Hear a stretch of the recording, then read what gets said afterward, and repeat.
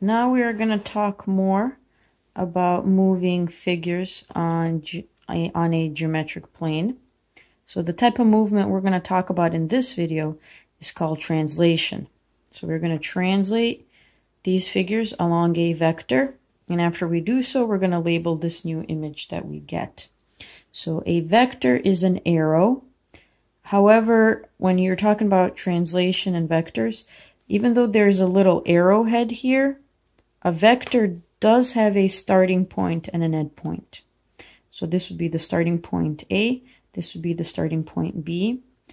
And using math symbols, vector AB can be written this way. Since A is the starting point and B is the ending point, you write AB, and then you draw a little vector above it.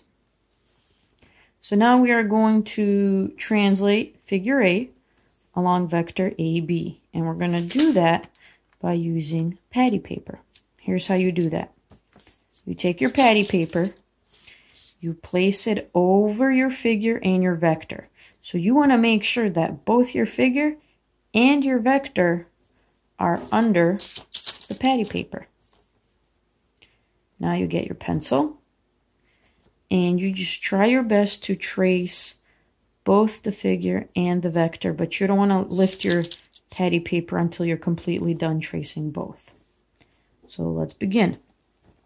All right, so here we go. I'm going to put a little point at the start point A and put another point at my end point B. And I'm just going to try my best to draw a straight line. That's pretty good. All right. Now we do the exact same thing with our figure. So I'm going to try my best to trace it as perfectly as I can.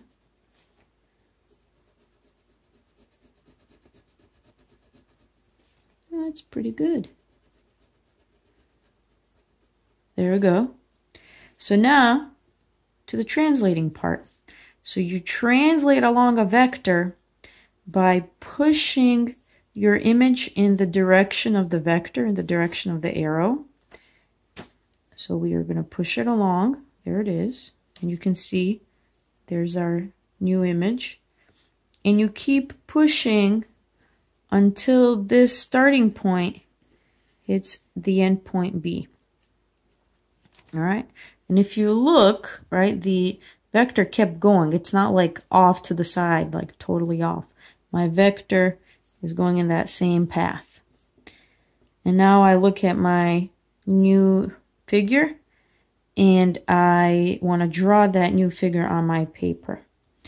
So there's a couple of ways you can do this. One way, since we're using patty paper and patty paper is pretty thin, if you draw over this triangle but with some force, you're going to leave a shadow, a mark on the white worksheet that you can then trace over. So we're just going to use some force. We're going to press down. I'm going to trace that figure. Don't be scared. I mean, use a good amount of force, but not so much that you actually tear the patty paper. So press down and trace. And then when you lift your patty paper, you're going to see a shadow or an indentation on your paper that you can use to draw. Now, I know you might not see it in the video, but when I look at my paper, I definitely can see where the sides of the triangle are. And I mean, this may not be perfect, but you just try your best to draw that triangle the best that you can. So here we have figure A, and I would label this translated image figure. I would call that image of A. So the original figure, figure A, and the new figure that we got after we did the translation, you called that image of A.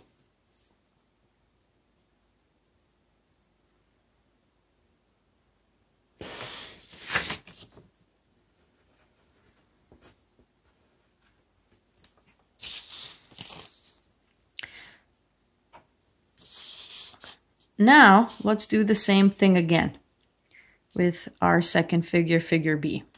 So we are going to translate figure B along this new vector. Now notice this new vector points to the left. So our translation is going to go to the left.